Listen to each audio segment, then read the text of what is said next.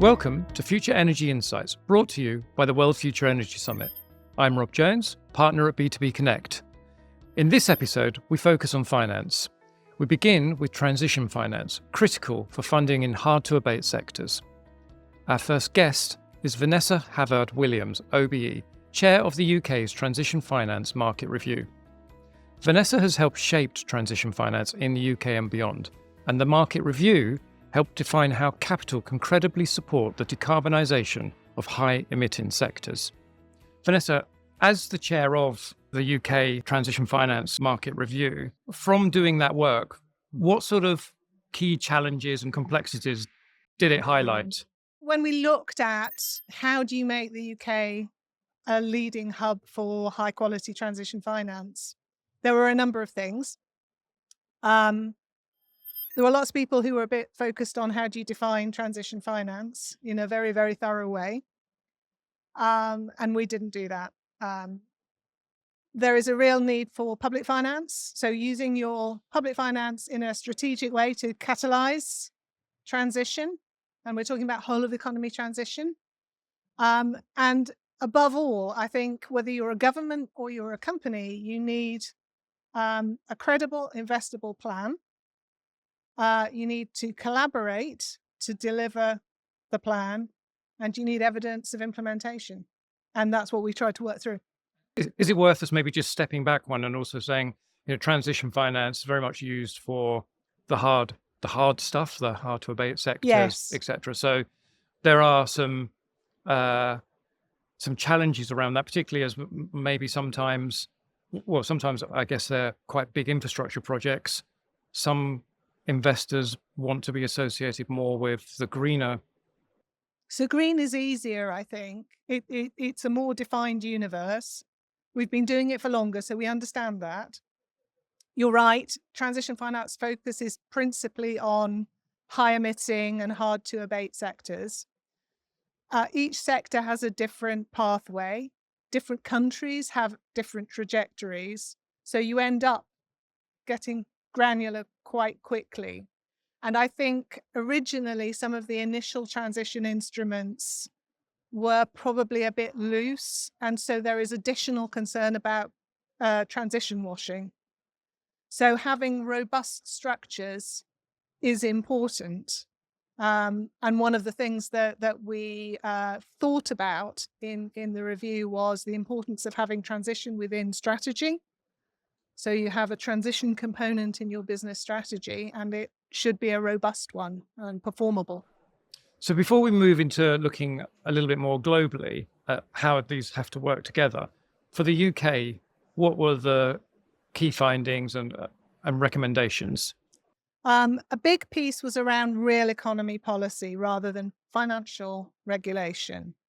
And that was saying you need to understand how each sector in the UK, high emitting sector, should be transitioning in quite a detailed way, so that by 2030, what should it look like by 2035, and what the different technology options are. And that has to be thought through in a way so that the policy outputs are investable and performable by the sector. So that's one chunk. We made recommendations about how to use public finance. We made recommendations about how to look at patient capital. And we also put some governance in place, because when you write a review, there's a risk that it has pretty pictures that goes in the drawer. So we established a Transition Finance Council that's led by Alok Sharma. And we report at 6 monthly intervals on how the UK is doing against the review. This doesn't just involve finance people, it's a value chain across whole industry. Of economy, yes. Yeah. So the sort of people who should be on board, what are the main jobs that really need to know this within, because you've got obviously legal, finance, the project finance, all of these need to be involved in some way. Yeah. So in a company, it's often the head of strategy, CFO or group treasurer, and the chief sustainability officer. And then we also talked to a lot of companies in high emitting sectors. And then we also talked to different parts of the financial markets So asset owners, asset managers, banks, insurers, and also the professional services. And do you get any pushback when you start doing this? We got huge engagement. It was really interesting. People really wanted to talk about it, and they were a bit frustrated. That's And interesting. so it was an unlocking of enthusiasm. Because certainly when I talk to the finance industry, transition finance comes up a lot. So it's clearly, on their minds as well. Well, I think if you look at the economy as a jigsaw, we know how to do green, but it's like, it's a really important chunk of the jigsaw, but it's not all of it. And now we need to be thinking about, well, how do we deal with these high emitting sectors in a way that is realistic and allows our economy to keep going and gives them, time and a structure to engage. And we will have to tinker as we go because we're learning all the time. And then how does this apply to other countries? Because I'm assuming other countries will do similar reviews. Do they then need to look at where they have to dovetail or elements where they're just not going to be able to work together? So countries have taken two broadly different approaches. There are a lot of countries who've developed, particularly in Asia, transition taxonomies. So defining by activity what good looks like for particular activities and having maybe a red, amber, green structure. So green is super good, amber is okay, but may have a sunset clause for some technologies. And red it doesn't qualify. The other way is, which Japan and the UK have both gone down, is having a sectoral approach, looking at national sector pathways.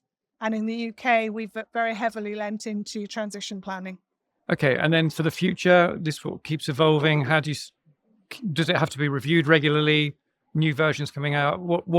How does this change, and how do they all work together in the future? Yeah, the bit we're doing now at the Transition Finance Council, why I'm out here today, is we're working on globally operable transition finance guidelines, which is looking at finance and investment at organizational level. So not use of proceeds, not project, but investing in or lending to the company. And the intention of that is to use all these different regulatory approaches as long as they allow for a credible pathway consistent with the Paris Agreement. Then, we accept that there are different ways of getting to that credibility, but we also build in a whole series of base case indicators as to understanding the implementation actions, the interim targets. We're focused on the near term rather than what necessarily happens in 2050, 2060, financial viability, the dependencies, so that we're trying to be really practical about how a company can approach its transition and how investors and lenders can look at it, assess it, and work out, does that classify as transition finance? In which case, lovely. And if it doesn't, there's a lot of finance that will not classify as transition. That is also okay. And are you talking to the UAE government about working together on transition finance? I'm talking mainly at institutional level Right. at the moment, because we still have a consultation open. We'll do a last turn for the Transition Finance Council in the UK. So we'll publish our homework, which will be fully done in March. And then I hope that other countries will look at it and find it useful as a foundational, golden thread that can work through multiple different geographies, sectors, and parts of the market. So it's meant to be a common good. Okay, so March, look out for a new, a published version of. That's right. Of the review. Yes, and if you haven't responded to the consultation and you're interested, please respond or ping me, and very happy to talk about it.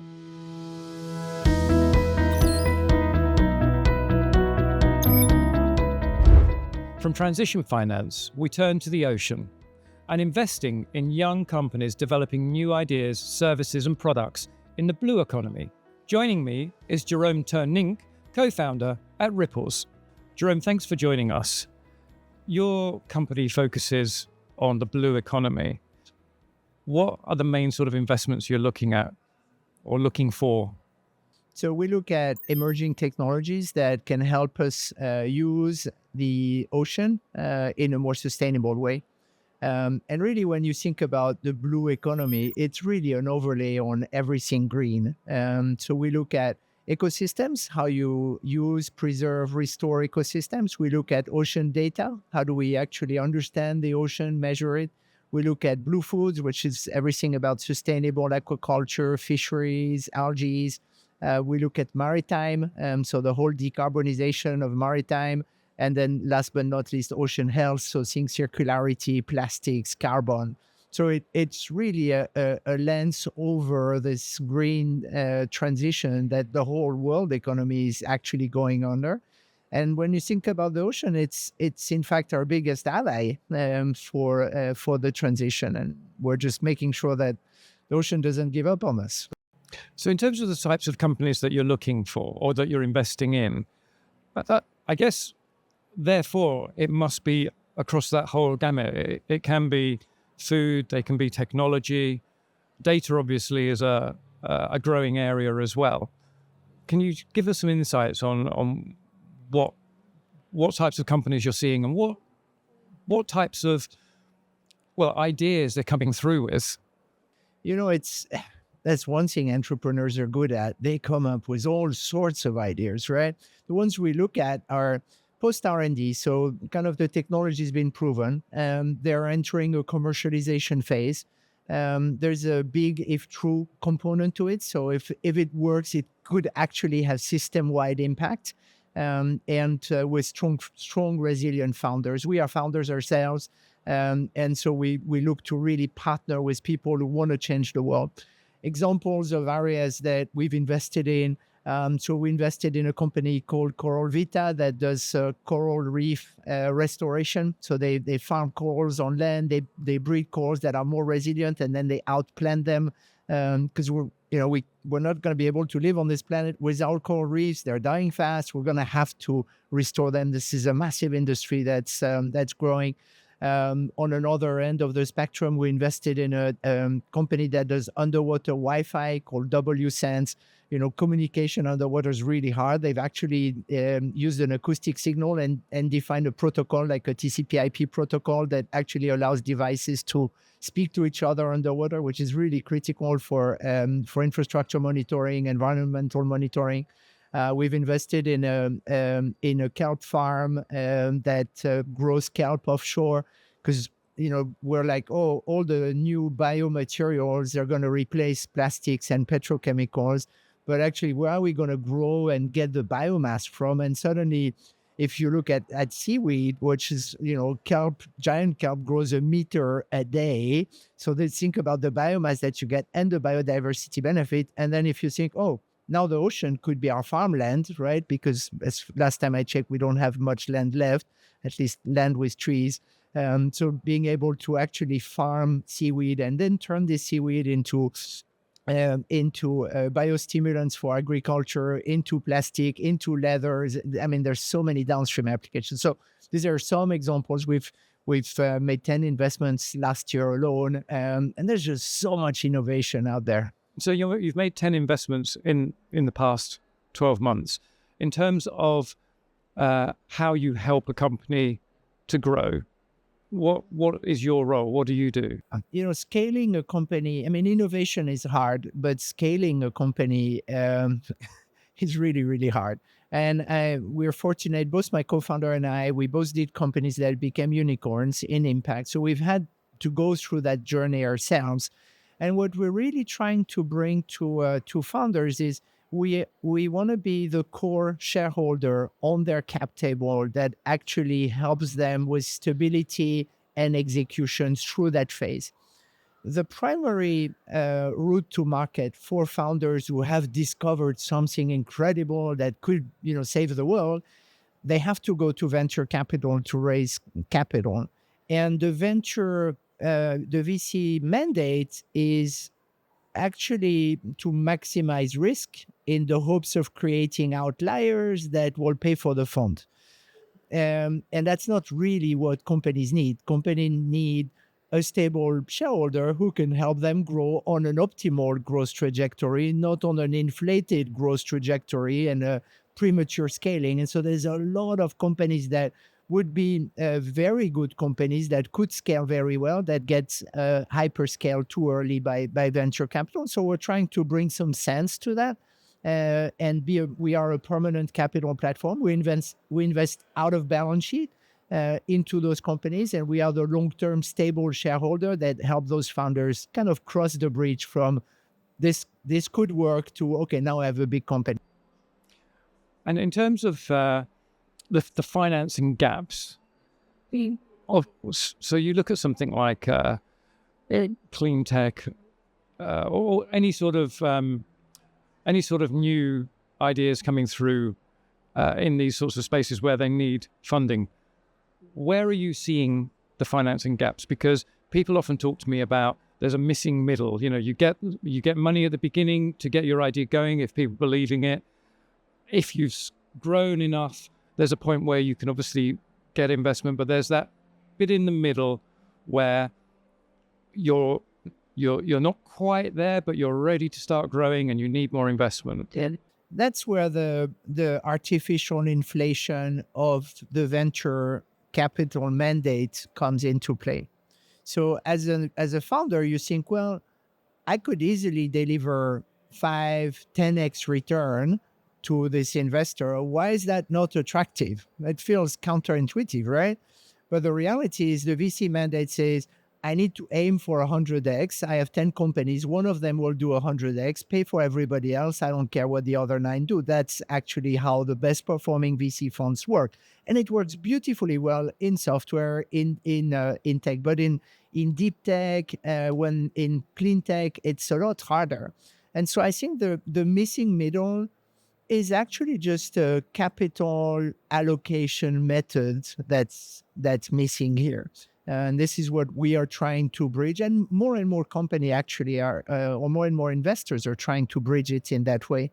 And for founders, it means as you transition from raising equity to survive into, okay, I now have a model that can go into project finance, debt finance, and eventually the public markets for financing, like bridging that gap it does require patient, long-term focused capital. Do you think that there's a role for, well, there must be a role for all types of, institutional investors? I know you're sort of saying that VCs push too fast or have higher expectations, but there must still be that broad spectrum of people who could, or companies that can be investing. Yes, 100%. And the venture capital model works very well early stage, because you're just spreading capital across multiple projects, and there you can actually get really good returns.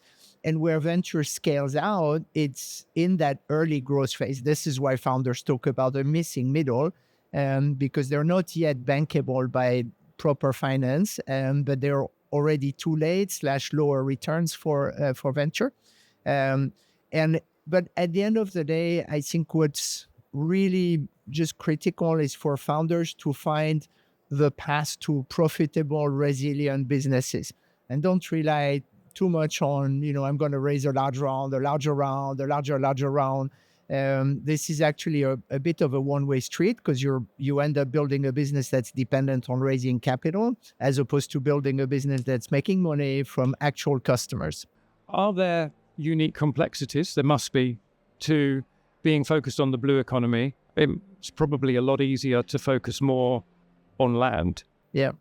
I think, the blue economy has massive opportunities and some challenges. The challenges are for the ocean. The challenge is mostly it's not seen. Like a vibrant ocean looks the same as a dead ocean. It's still cute and it has a sunset and everybody is happy. Whereas a vibrant ecosystem on land looks very different from a dead one. And so for ocean economy and for ocean focused companies, actually making their impact measurable and visible gets tricky. And and it's also for regulators that makes it difficult. Like, are we overfishing? Yes or no? Who knows? We actually don't know. No, we're not overfishing. Yes, we are. Okay, let me fish while we'll talk about it. So there's that. Other than this, the actual innovation that come into play are pretty straightforward. I mean, if you think about We invested in desalination, for example. Okay, we all understand the challenges of clean water. Desalination needs to be done in a cleaner way. We invested in a solar-powered desalination plant. They actually grow tomato in the desert just based on pure energy from the sun and then brackish water from the ground. We invested in a subsea desalination. So they put the desalination plant 500 meters below water, which is 30% more efficient and doesn't release any harmful brine. So there's many ways to actually do what we need to do in a much more, in a cleaner way, but more importantly, in a cheaper and more efficient way. I mean, I think the key message here is green is gold or blue is gold, as you want to put it. This is not about a giant philanthropic effort that we need to do to save the planet. This is about actually the whole economy is transitioning to sustainable. And there's some real money to be made there while transitioning it. And is it, you sort of mentioned this or touched on this. Is it hard to, do you have to do a lot of explaining? Is it hard to get people interested in blue economy from your, or is it hard for those companies, for instance? And the other one is, how easy is it to measure, to monitor, to benchmark? People have their own perspective on everything, and maybe a good way to explain that is one of the founders we invested in, a company called Matter. They do microplastic filtration, and they do this out of textile manufacturing plants. They also have a laundry version, but the textile manufacturing plant. And the founder, I was like, how do you pitch this? And he goes, well, to you, Jerome, and to anybody on stage, I say, oh, microplastics are so bad. We need to filter them out of the system. It's amazing, and so on. And to my customers who are factories in Bangladesh, I talk about cost, right? Because the only thing they care about is like, how do I make my factory better? And it turns out in this case that if you filter the microplastic prior to sending the water to the treatment plant, you actually save 30% of the cost of your water treatment plant. So it's actually a real cost savings for those factories. If it wasn't a cost saving, I think it doesn't happen. So that's a challenge for founders. They need to find a better way or more sustainable way to do something and more profitable.